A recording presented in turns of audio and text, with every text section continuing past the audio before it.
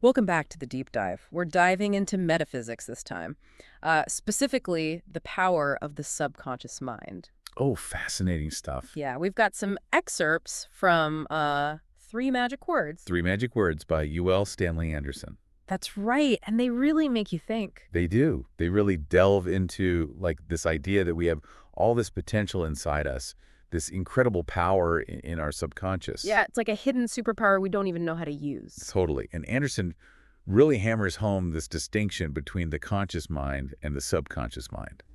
I think that's where the confusion lies for a lot of people. He describes the conscious mind like the tip of the iceberg. It's what we're aware of every day. So it's limited, right, by our daily experiences, our thoughts, our memories. Exactly. But what about the rest of that iceberg? Right. The part that's hidden. Underneath the surface. Well, that's where things get really interesting. Okay, I'm intrigued. Anderson suggests that the subconscious mind is this vast, like, reservoir of power and potential. And it's constantly influencing us, even when we don't realize it. So like our thoughts, our feelings, our actions. All of it. That reminds me of the story in the book about the woman who remembered this vivid childhood memory under hypnosis. Oh, yeah. And she'd completely forgotten about it consciously. It's wild, right? Yeah. Yeah. So if our subconscious can hold on to those kinds of details, what else is in there? Exactly. It makes you wonder. Yeah. What other forgotten experiences, emotions, beliefs, it could all be shaping our reality without us even knowing. And Anderson takes it a step further. Okay. He claims the subconscious mind isn't just storing memories. He says it's the most powerful creative force in the universe. Whoa, hold on. So is he saying, like, we can bend reality with our minds? Well, maybe not bend spoons, but think of it this way. He uses examples of, like, psychic phenomena, precognition thought transference, Oh, interesting. to illustrate just how powerful the subconscious can be. He even suggests it can span space and time, manifest things into being. Really? Manifest, like, create. That's what he's saying. So are these examples meant to be taken literally? I think the takeaway here is that our subconscious minds are much more powerful than we think they are. Okay, so we've got this powerhouse inside us, the subconscious mind. Right. How do we tap into that power? Well, it's less about learning some secret code. It's more about understanding how it talks to us. Okay. Anderson says the subconscious mind reacts totally to suggestion, meaning it tries to make real whatever our conscious mind feeds it, good or bad. Oh, that's interesting. Yeah, so if we're constantly bombarded with negativity, like bad news, worries, anxieties, It's going to kick up on that. it might take that as a blueprint. And create more of that in our lives. Yeah, unfortunately. But the good news is the opposite is also true. So if we focus on positive things, Right. Empowering thoughts and beliefs. we can influence our subconscious to create better things for us. A more positive and fulfilling reality. This is starting to sound a lot like the power of positive affirmations. Yeah, kind of. But there's a deeper layer here. Okay, I see. It's not just about happy thoughts. It's about understanding this connection between our conscious and subconscious minds and learning how to work with them together. So how do we actually do that? Well, Anderson explores techniques like hypnotism. Hypnotism. Now that's something I want to learn more about. It's fascinating, right? He suggests it's a way to bypass the conscious mind and access the subconscious directly. Could we actually, like, rewire our beliefs with hypnotism? Anderson believes so. He presents it as a way to reprogram those deep-seated beliefs. And even without going down the hypnotism route, he emphasizes daily practices like meditation and self-reflection. So basically, we need to become more mindful of what's going on in our heads. Exactly. And choose thoughts that support the reality we want. But that raises another question. If our subconscious is so suggestible, Right. are we, like, accidentally feeding it all our anxieties? It's a scary thought, isn't it? It is. What if we're sabotaging ourselves without even realizing it? Well, that's where Anderson brings in this really interesting concept called prompters. Prompters, what are those? Think of them as deep-seated beliefs or memories in our subconscious. And they're influencing our thoughts and actions all the time. Like they're these hidden programs running in the background. Precisely. And the problem is that a lot of these prompters can be negative. They're often rooted in painful experiences from our past. I can see that. If you've experienced trauma, heartbreak, failure. Yeah, those experiences can create negative prompters that keep us stuck in those patterns. Like fear and self-doubt. Exactly. So how do we get rid of these negative prompters? Can we just, like, delete them? I wish it were that easy. Yeah. But Anderson has a different approach. He suggests we can actually replace them with positive ones. Positive prompters. Yeah, through understanding, study, and consistently applying certain spiritual laws. So we're not suppressing those negative thoughts. We're actively cultivating positive beliefs and habits to overwrite them. You got it. It's about retraining our minds to focus on abundance, possibilities, love, instead of lack, limitation, and fear. That makes a lot of sense. But there's one thing I'm still struggling with, this whole idea of faith. 3 magic words puts a lot of emphasis on that. Yeah, faith plays a big role in his philosophy. But how does that fit in? Isn't faith just blind belief? That's a common misconception. Okay. And Anderson is really clear. He says faith is about cultivating a deep conviction. It's about impressing our thoughts on the subconscious mind so strongly that they manifest. So it's not about believing in something without evidence. It's about having this deep inner knowing. Right. It's aligning our thoughts, feelings, beliefs, trusting the power of the subconscious to make it happen. It makes me think of that story in the book about the football team. They defied all odds and won the championship. Oh, yeah. After they started believing they could actually win. They chose to believe. It's incredible. Yeah, it's like they tapped into that subconscious power and made it a reality. And that's the role of faith, bridging that gap between what we think and what we experience. This is so inspiring. It feels like we're unlocking a secret code, but we've covered a lot of ground, and I have a feeling there's so much more to uncover in 3 magic words. Oh, absolutely. We've only just scratched the surface. Yeah. There's still love is the ultimate power, success through service, even immortality. Ready to keep going? Lead the way. I'm ready to see where this deep dive takes us. So we just touched on love being this powerful force, and I'm curious to explore that more. It seems like Andersen goes beyond like the typical idea of love. Yeah, he definitely elevates it. What's fascinating is that he doesn't just limit love to, romantic relationships. Right.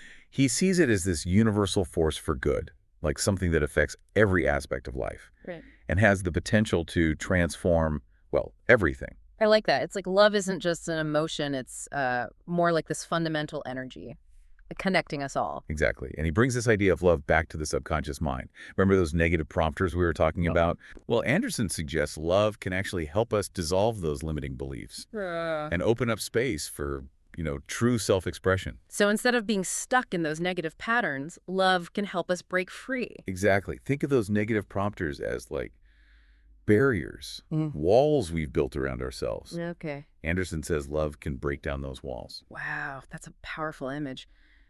So it's like love cleanses the subconscious, allows us to let go of fear and embrace who we really are. That's a great way to put it. And this leads us to another interesting part of his perspective on love. What's that? His view on sexuality. Oh, right. He doesn't shy away from it. He doesn't. Which I find refreshing. A lot of authors kind of dance around that topic. Yeah, it's like he approaches it with this sense of openness, acceptance, rather than, judgment or shame. Exactly. He really challenges those traditional views that link sexuality to sin or guilt, Oh, absolutely. saying those are just more negative prompters. Right, preventing us from experiencing love and connection. So instead, he's presenting sexuality as this natural and beautiful expression of love. That's exactly it. It's about embracing all of ourselves, recognizing the inherent goodness, the wholeness in each of us. This is such a different way of thinking about love. It's so much more expansive than the limited views we often get. I agree. It's not just about finding a romantic partner. It's about cultivating this deep sense of love for ourselves, for others, for life itself. Yeah, I love that. It's like he's suggesting that love is the key to unlocking our potential. And that brings us to another interesting theme in 3 magic words. Success through service. Okay. He kind of challenges the traditional definition of success, the one that focuses on material wealth or achievement. He definitely offers a different perspective. Right. He says true success lies in fulfilling our potential, using our talents to make a positive difference in the world. It's not about climbing the ladder or personal gain. Exactly. It's about aligning our actions with our values, making a meaningful impact on others. He even connects this idea to the law of mutual exchange. Oh, yeah, the idea that by giving to others, we receive. It's not about giving just to get something back, though. Right. It's about understanding that, we're all connected. When we contribute, we create this ripple effect.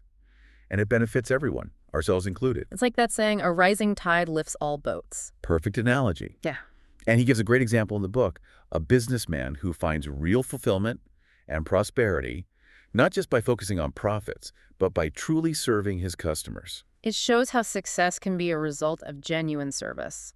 And this concept of service ties back to the subconscious mind. Oh, how so? Well, Andersen says that when we focus on helping others, we attract positive thoughts. We create a mindset of abundance. So shifting our focus from what can I get to how can I contribute? It's about aligning those subconscious desires with a higher purpose. And this leads us to another part of his philosophy, health from within. He really challenges the idea that health is only physical. Yeah, he emphasizes the importance of mental and emotional well-being, saying true health comes from inner peace, harmony. He acknowledges medical science, of course, but encourages us to look deeper. Consider the connection between our thoughts, emotions, and physical health. So he's saying that our minds can influence our physical health, both for good and bad. Exactly. He even links specific conditions like colds and congestion to mental issues, like repressions or unresolved conflicts. Interesting. The idea is that negative emotions and unaddressed mental patterns can actually show up as physical symptoms. That's a pretty radical concept. It is, but it makes you think about the power of our thoughts and emotions in a whole new way. Yeah, it does. His approach is very holistic. He wants us to see ourselves as whole beings, mental, emotional, physical, all connected. It's about recognizing that true health includes all of those aspects. And this leads us to what might be the most intriguing theme in 3 magic words: immortality and the eternal self. Okay, this is where it gets really interesting. Right. This is where Andersen goes beyond conventional thinking. He's not just talking about physical immortality.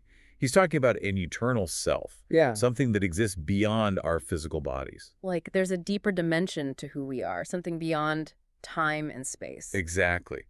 He presents the idea that our true self isn't limited by our physical form. Hmm. This concept is found in a lot of spiritual traditions, but Andersen makes it, accessible. Yeah.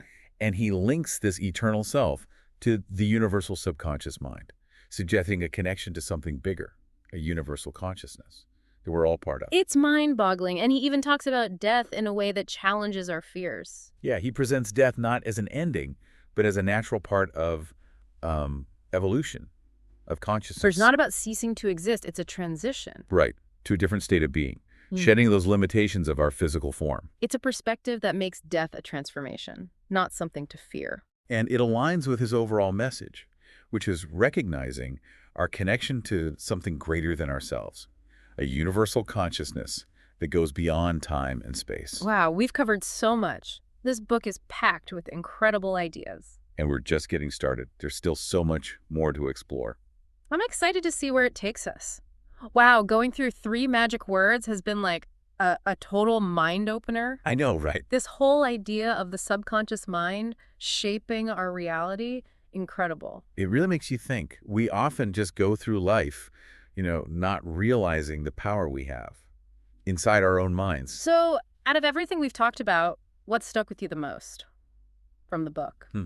That's a tough one. But I think it's the idea that we're not like just victims Yeah. of our circumstances. Right. We can actually choose what we feed our subconscious. We have that power. Which means we have the power to change our reality just by changing our thinking. That's so empowering. Isn't it? It's like we're given the keys to the kingdom, but it's up to us to use them. So it all comes down to taking responsibility for our inner world. Exactly. Instead of reacting to everything that happens outside, we can actually shape our experiences. By becoming aware of our thoughts and beliefs. Yeah. And choosing the ones that, support the life we want. So for anyone listening who's like struggling, feeling stuck, The first step is to look inside. examine those messages we're sending to the subconscious. Right. Ask yourself, what beliefs are holding me back? What stories am I telling myself? And once you figure out those negative patterns, Start challenging them. Replace them with something better, something empowering. maybe it's time to bring in those positive affirmations we talked about. Exactly. Instead of dwelling on what we lack, we can focus on abundance, gratitude. Possibilities. And remember, it's not a quick fix. Right, it takes time. Transforming those subconscious beliefs, it's a process. It takes effort, consistency. Like building any new skill. You got it. Patience and persistence. So we might not see results immediately. But with time, if we keep feeding our minds those positive messages We can reprogram our subconscious. to create a reality that reflects what we truly desire. Don't underestimate the power of things like meditation and visualization. They can help quiet the mind. Make it more receptive. And most importantly, cultivate that sense of faith. Not blind faith, but that deep inner knowing that you can create the life you want. Trusting that power within you, trusting the process. Trusting the universe to support you. This deep dive has been incredible. It's given us a whole new perspective on the power of the mind and what we're all capable of. It's amazing what's possible when we tap into that power. So, to everyone listening out there, Remember what we've learned. if you're feeling stuck or limited, Take a deep dive into your own subconscious. challenge those negative prompters. Feed your mind with those empowering beliefs. Embrace love. Step into your potential. And dare to create a life that reflects your truest desires. Who knows what transformations await you on the other side of that deep dive. The journey starts within. Thanks for joining us on the deep dive. Until next time, keep exploring and keep believing in the power of your own mind. Did you get any of that?